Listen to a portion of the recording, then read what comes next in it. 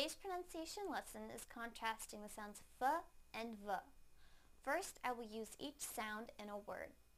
Then I will put the words into a sentence so that you can hear them together with contextual clues.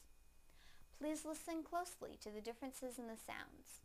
First, the f sound in the word fan. Fan, fan. Now the v sound in the word van. Van, van.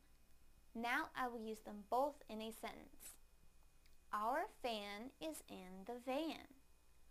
Our fan is in the van. Our fan is in the van. Thank you for watching CartoonEnglish.tv's pronunciation lesson. Come visit our website for free lessons, games, and chat.